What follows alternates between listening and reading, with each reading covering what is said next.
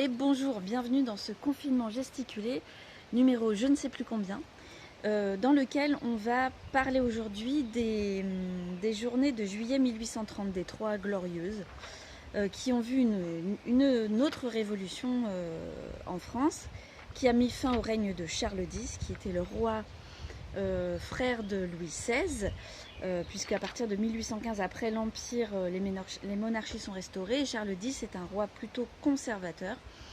Et en fait, il y a une opposition libérale qui commence à s'organiser, qui demande plus de liberté politique et qui en fait va à un moment donné, en 1827, gagner les élections législatives, puisque le roi, en fait, à ce moment-là, partage le pouvoir législatif avec deux chambres, dont une chambre de députés, bon, qui ne sont pas élus au suffrage universel, mais qui existent. Et en 1827, ce sont les libéraux qui gagnent.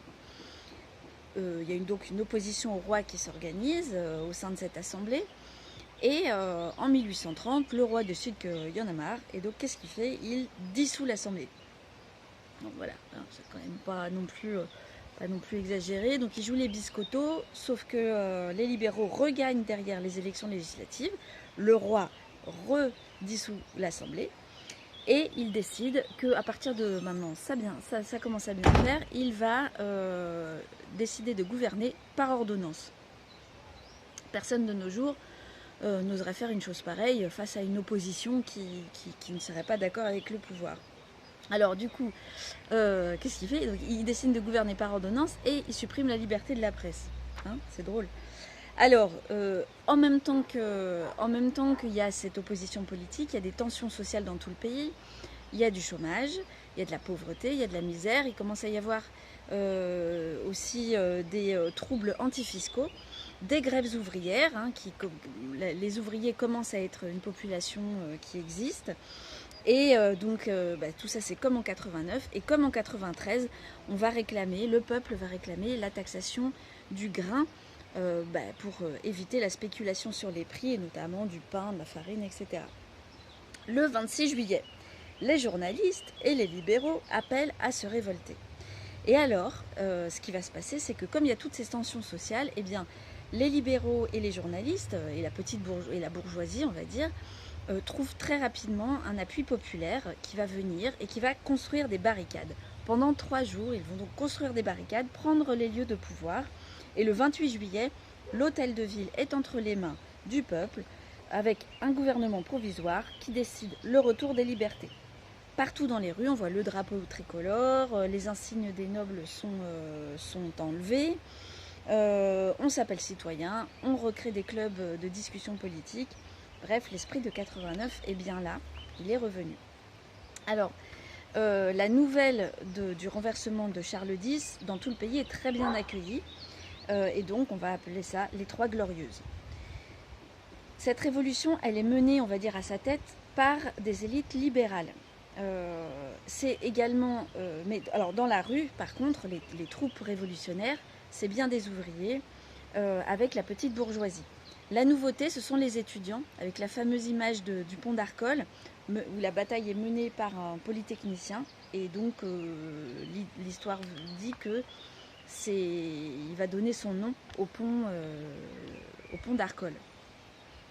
Et donc la nouveauté, c'est aussi les polytechniciens notamment, et en général les étudiants, qui vont arriver dans le paysage populaire, comme avec une imagerie que les étudiants sont des révolutionnaires. En fait, quand même, hein, c'est aussi la diffusion des idées libérales et des idées républicaines qui diffusent à travers ce milieu étudiant. Et donc, c'est pas spontanément que les étudiants sont révolutionnaires, mais bien parce qu'on considère que là, il y a un terreau favorable aux idées et qu'il y a des gens qui vont discuter politique avec ces jeunes. Le 9 août, eh bien, il y a une révision de la Constitution, et donc là, ce sont les libéraux qui l'emportent face aux républicains, et donc ils vont décider de faire une monarchie constitutionnelle, et ils vont appeler le duc d'Orléans à devenir le roi des Français, non pas le roi de France. Alors, ils vont l'appeler Louis-Philippe I, je crois, et c'est le cousin de l'autre. Hein. Enfin, il est cousin de la famille Louis XVI, tout ça. Mais en fait, il avait combattu avec les révolutionnaires en 89, Il consacre les libertés fondamentales.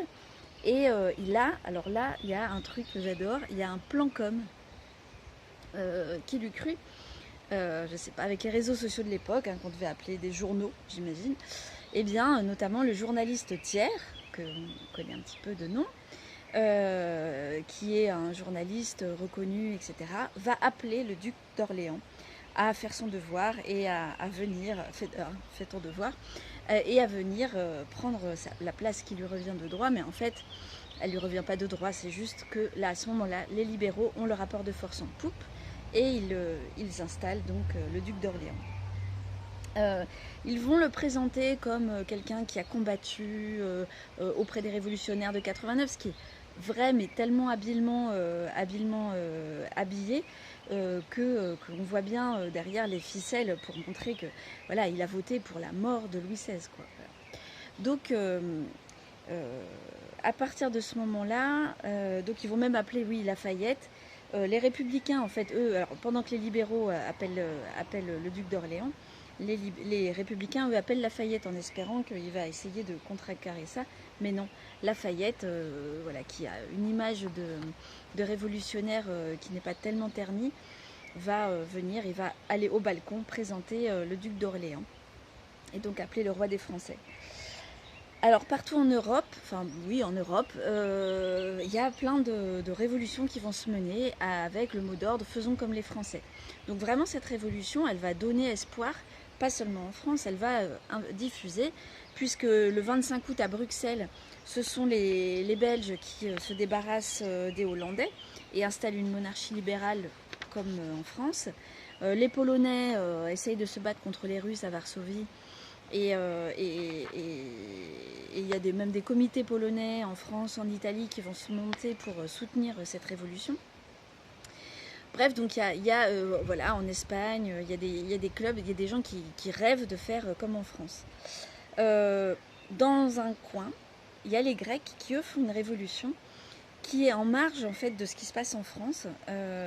Ils vont gagner l'indépendance par rapport à l'Empire ottoman et pendant plusieurs années mener cette bataille révolutionnaire pour installer un autre régime et avec un massacre, enfin ils se font massacrer par les Turcs.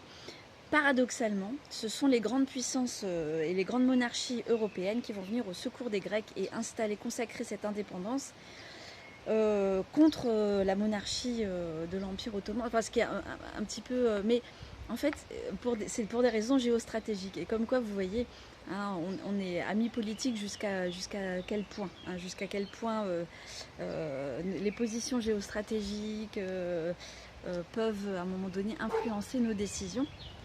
Ça aussi, c'est quand même... bon, des trucs qu'on voit plus de nos jours, évidemment. Maintenant, on est tous des démocraties. Voilà, donc 1830, qu'est-ce que c'est que cette révolution?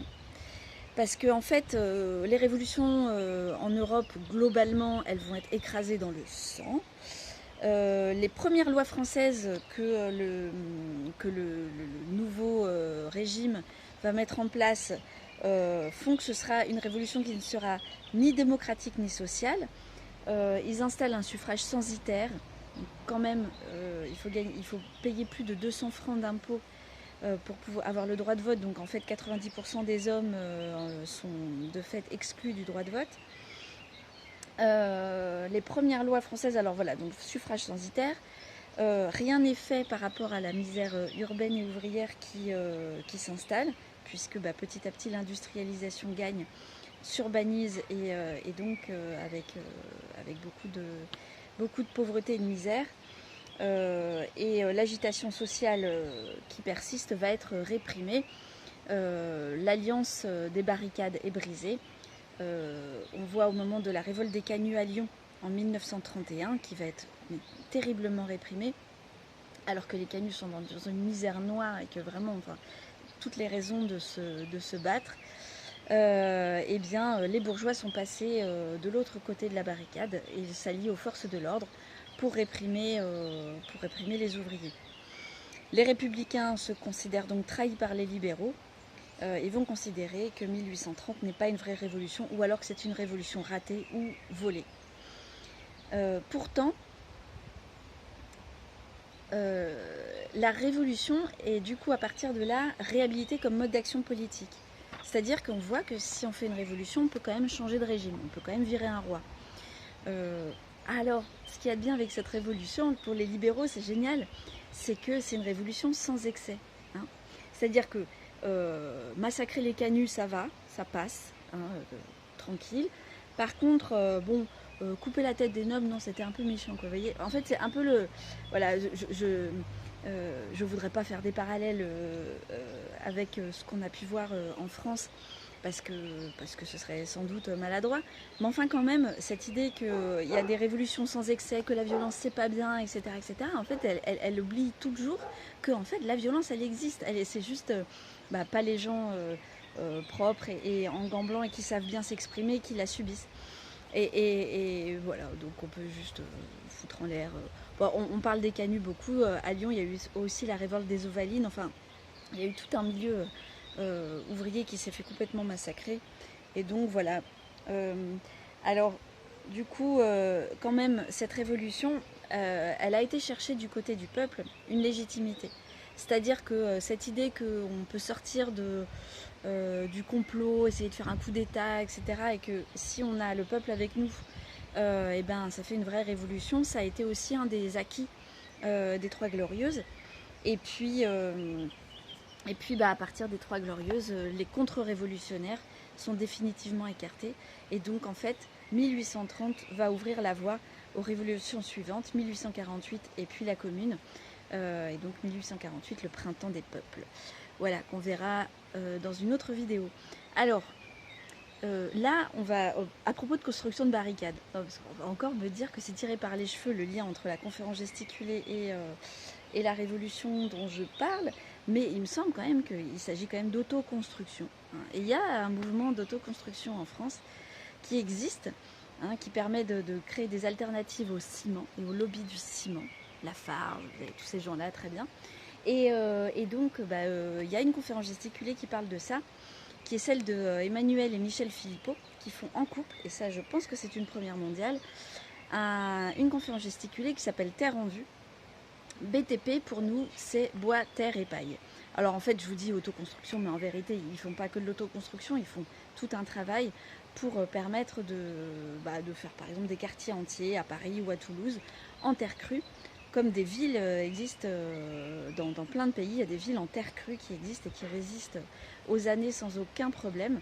Et aujourd'hui, le lobby du ciment et les problèmes écologiques posés par le ciment, c'est des gros problèmes. Donc du coup, ils nous racontent tout ça dans cette conférence gesticulée et la lutte qu'ils ont menée et les luttes qu'ils mènent encore. Et voilà.